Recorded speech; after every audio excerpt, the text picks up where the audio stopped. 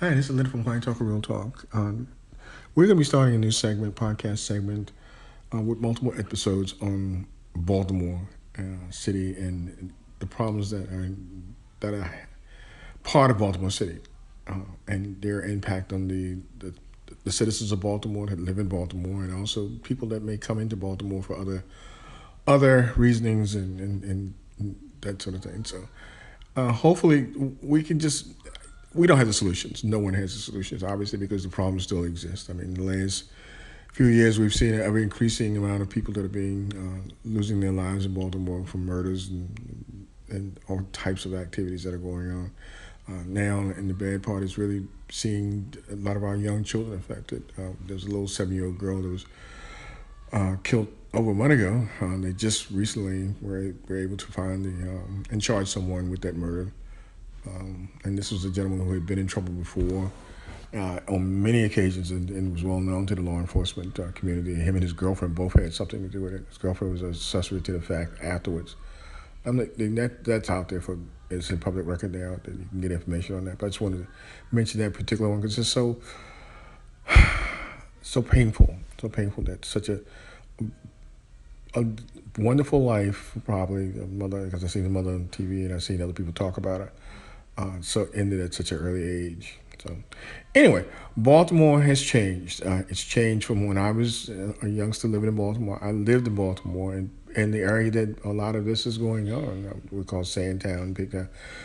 And I can assure you, it's nothing like it was. So we're going to talk about that too. What has changed Baltimore? I mean, a lot of the change came about during the 60s and 70s when the social welfare system was put in place, and that impact on how that impacted the family structure, particularly the black family structure in Baltimore. And we definitely need to talk about that particular one. And these are all multiple discussion topics. They will be done in different times, but we will start off with some of the basic stuff, and then we'll just move into some more specific topics.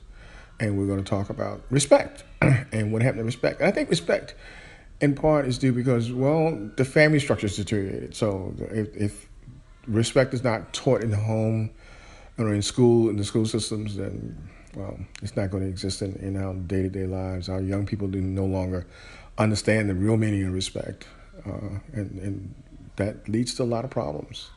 Another thing we're going to be talking about is education and the school systems. Uh, I personally believe that the school systems have changed in such a way, not only in Baltimore but in the state, across the state, all that, but particularly in Baltimore, because Baltimore is, in some ways, I know they say that Baltimore is highly funded. I mean, they pay a lot of money per student, but if that money's there, it's not being allocated or utilized in the right way. Our kids go to school, and a lot of them leave school lacking the ability to really think. And when I say think, to be able to use their minds in a constructive way to develop. Okay. And I mean develop themselves and their future and their attitude and their career goals and that sort of thing.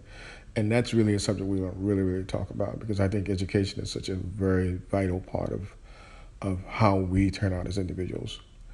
So, as you can see, there's many, many things we're going to talk about, not just that things that are real and things that impact Baltimore. And one last thing I want to talk about that I wanted to mention today is the fact that jobs in Baltimore. When I was young, growing up in Baltimore, there was a large middle class black culture in Baltimore, living in Baltimore.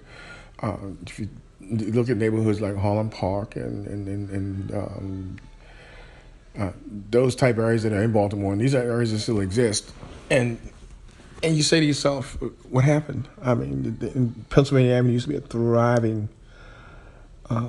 area where people come in to go to the Royal Theater for shows, and they had all the clubs and the bars and the entertainment in the black culture right on Pennsylvania Avenue, and it was a well-known, national well-known place for blacks to come and perform and at the Royal, and it's amazing how that has changed. If you, I went through Pennsylvania Avenue and just driving through the area, Roland Park and not Roland Park. I'm sorry, Harlem Park and I'm running a black man, Pigtown and Shannon, all of them, and to see how things have really not just from how the buildings have changed, but well, a lot of the older communities are still there, but the how they look and what they look like and what look like in terms of the people that live there or how the people that live there interact with their environment and the community has changed dramatically. So, and a lot of it's because, well, guess what? If you don't,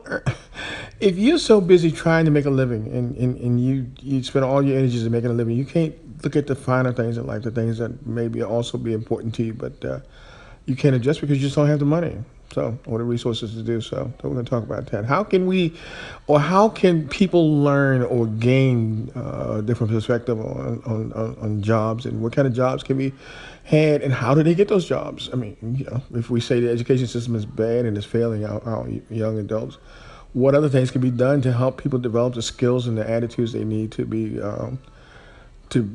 successful in their career goals and that sort of thing. So, anyway, once again, I can go on and on about this, and I think it's a very important segment on Baltimore, and I will hopefully want to be talking about it. You're going to join us, and you'll find it interesting, and you can add some insight, some things that might help the rest of us think about what's right and what we can do. Take care. God bless. This is Leonard from Whytalker Real Talk. Have a nice day.